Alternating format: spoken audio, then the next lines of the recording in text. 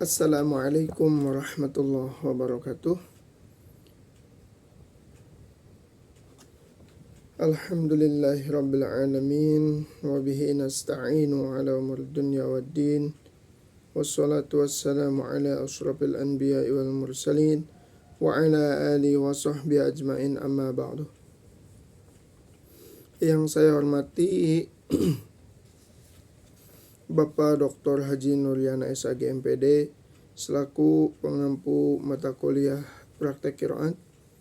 Perkenalkan, saya Lili Juliawanto dari kelas B29 semester 2 PJJ PAI UIN Syekh Nurjati Cirebon. Pada kesempatan kali ini saya akan melafalkan bacaan-bacaan gharib yang mana telah Bapak tugaskan untuk minggu ini.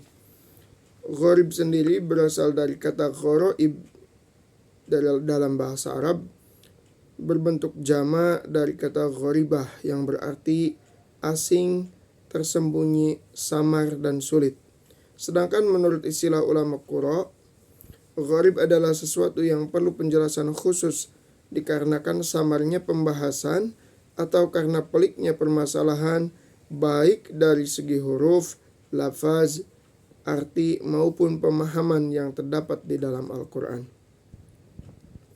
Jika dihubungkan dengan Al-Quran, maka yang dimaksud dengan gharaib Al-Quran adalah ayat-ayat Al-Quran yang susah dipahami sehingga tidak dapat dimengerti maknanya.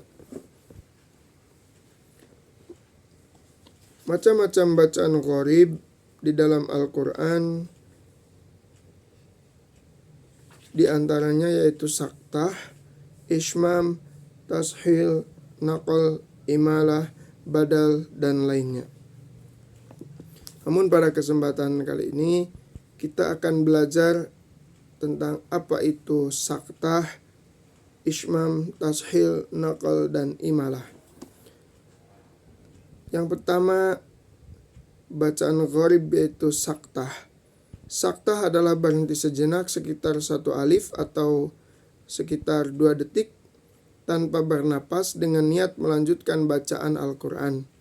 Di dalam Al-Quran terdapat 4 tempat bacaan saktah, yaitu 1 di surat Al-Kahfi ayat 1-2, 2 di surat Yasin ayat 52, 3 di surat Al-Qiyamah ayat 27, dan keempat terdapat di surat Al-Mutaffifin ayat 14. Bacaan saktah biasanya ditandai dengan huruf sin, kaf, ta, dan ta marbutoh dalam bentuk kecil terdapat di atas lafaz yang berkaitan. Berikut adalah contoh bacaan saktah di surat Al-Kahfi ayat 1-2. A'udzu billahi minasyaitonir rajim. Bismillahirrahmanirrahim. Alhamdulillahilladzi anzala ala 'abdihil kitaba wa lam yaj'al lahu 'iwaja qayyiman liyunzira ba'san syadida. Selanjutnya di surat Yasin ayat 52. Bismillahirrahmanirrahim. Qalu ya wailana man ba'athana min marqadina hadza ma wa'ada ar-rahmanu wa sadaqal mursalun. Selanjutnya di surat Al-Qiyamah ayat 27. Bismillahirrahmanirrahim. Wa qila man raq. Di ayat surah lain, di situ surat Al-Mutaffifin ayat ke-14. Bismillahirrahmanirrahim. Kalla bal rana ala qulubihim ma kanu yaksibun. Tadi adalah bacaan saktah. Berikutnya bacaan gharib yang lainnya yaitu ishmam. Ismam yaitu isyarah domah di tengah-tengah dengung. Ismam di dalam Al-Quran hanya terdapat pada satu tempat, yaitu di surat Yusuf ayat ke-11. Ketika membaca lafaz tersebut, gerakan lidah seperti halnya mengucapkan lafaz la ta'manuna, sehingga hampir tidak ada perubahan bunyi antara mengucapkan lafaz la ta'manna dengan mengucapkan la ta'manuna. Dengan kata lain, asal dari lafaz la ta'manna adalah la ta'manuna. Jika diperhatikan lebih dalam, ternyata Rasm Usmani hanya menulis satu nun yang bertasydid. Ada pertanyaan muncul, di mana letak domahnya?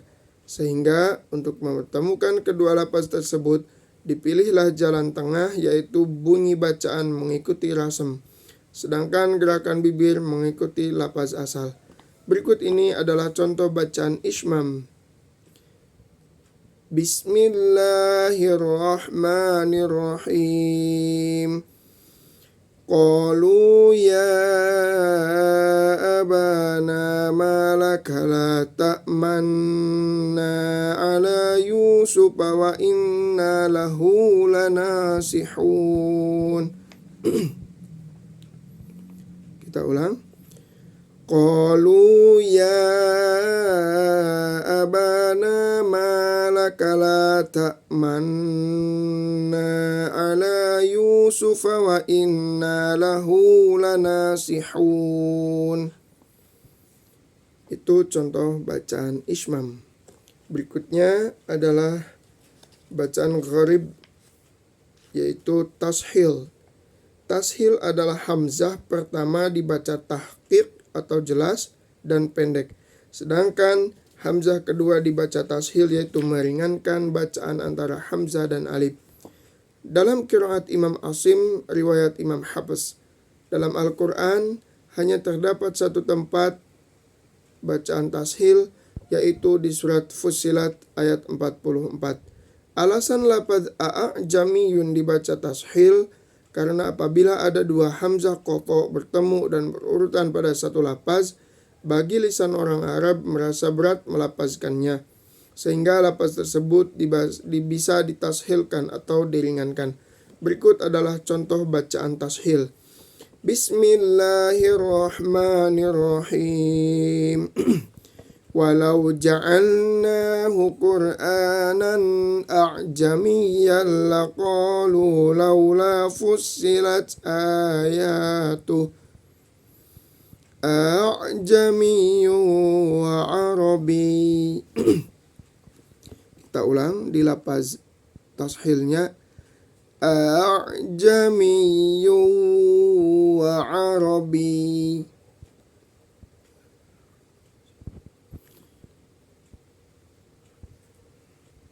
Baik, kita ulang.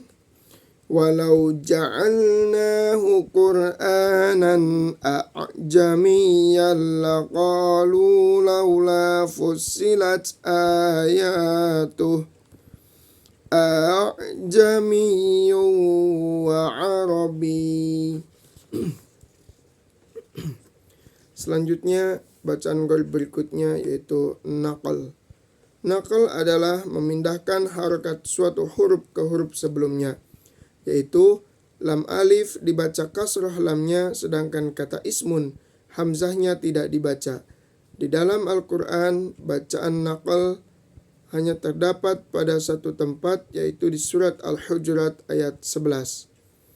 Alasan dibaca naqal pada lafaz al-ismu adalah karena adanya dua hamzah wasal, yakni hamzah al-ta'rib dan hamzah ismu yang mengapit lam, sehingga kedua hamzah tersebut tidak terbaca apabila disambung dengan kata sebelumnya. Faedahnya bacaan naqal ini ialah untuk memudahkan dalam mengucapkan atau membacanya. Berikut adalah contoh bacaan naqal. Bismillahirrahmanirrahim. Wala tanabazu bil alqab. Bi'sal ismul fusuqu ba'dal iman. Kita ulang di lafaz bi'sal ismu. Bi'sal ismul fusuqu ba'dal iman. Bi'sal ismul fusuqu ba'dal iman. Itu contoh bacaan naqal. Yang terakhir ialah contoh bacaan imalah. Imalah adalah memiringkan bunyi fathah pada kasroh dan dari huruf alif ke ya. Kecenderungan fathah kepada kasroh sehingga seolah-olah dibaca re. Imalah di dalam Al-Quran hanya terdapat pada satu tempat, yaitu di surat Hud ayat 41. Sebab-sebab imalah ialah sebab diimalahkannya lapaz majroha. Di antaranya adalah untuk membedakan antara lapaz majroha yang artinya berjalan di darat dengan lapaz majreha yang artinya berjalan di laut.